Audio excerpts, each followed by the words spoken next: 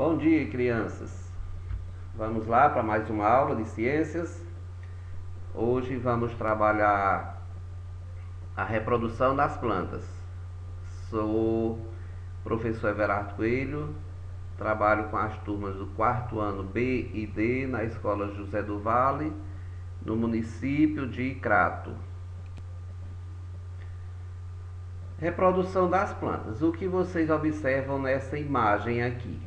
A gente observa como se fosse, uma florzinha masculina e outra flor feminino. Aí eu pergunto, existe isso? Existe uma flor masculina e uma flor feminina? Vocês já pararam para pensar isso? Então vamos agora desvendar esses mistérios, se realmente existe ou não. Então, a reprodução das plantas acontece quase sempre por meio da flor. Quando uma planta não tem flor, ela também pode se reproduzir através da muda, não é isso? Você corta uma galha dela, coloca no chão, ela pega, você arranca um que a gente chama de fio, não é isso? Bota lá no chão, ela também pega, ela nasce, não é isso? Ela brota. Mas a maioria dessa reprodução é através da flor. Então, a reprodução de quase todas as plantas acontece por meio da flor, que possui no seu interior o órgão feminino chamado de gineceu e o órgão masculino chamado de androceu. Então, o gineceu é o órgão feminino da flor e androceu é o órgão masculino de outra flor. Aqui nós temos um exemplo de uma flor. Se você observar esses dois talos do lado esquerdo e esses dois talos do lado direito, deixando só esse grande do meio, eles são os órgãos masculinos.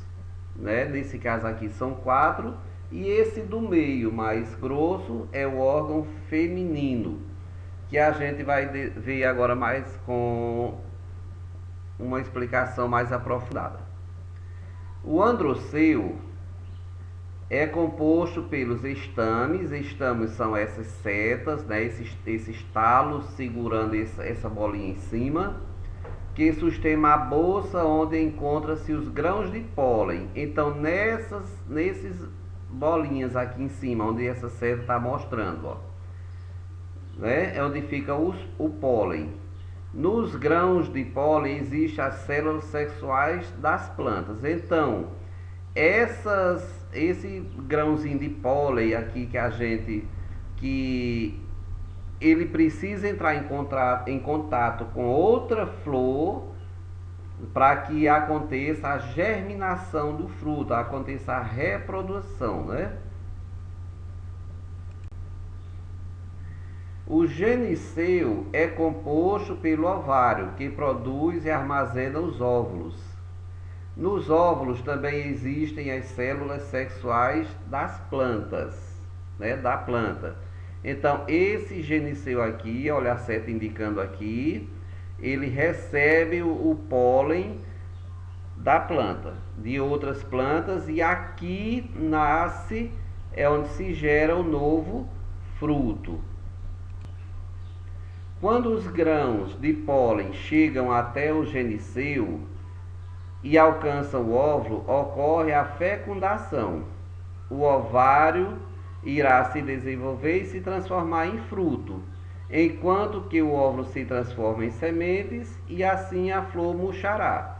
Então, se vocês observarem uma flor de uma planta frutífera, se você ficar observando ela ao longo dos dias, ela vai nascer daquele brotinho até a flor abrir completamente.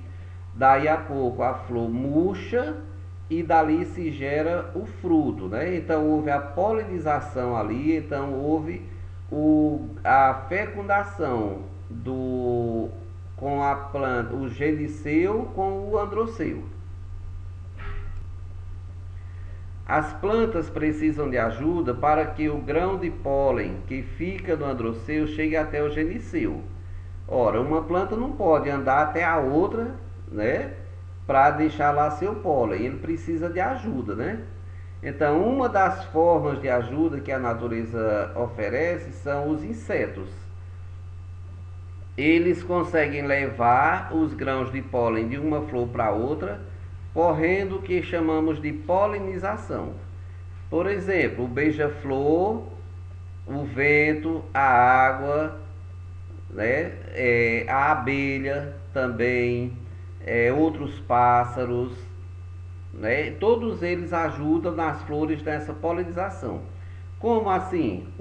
Digamos, uma abelha pousou numa planta, numa folha, numa flor aqui, aí ela voa para outra flor. Então, nas patinhas da abelha ficam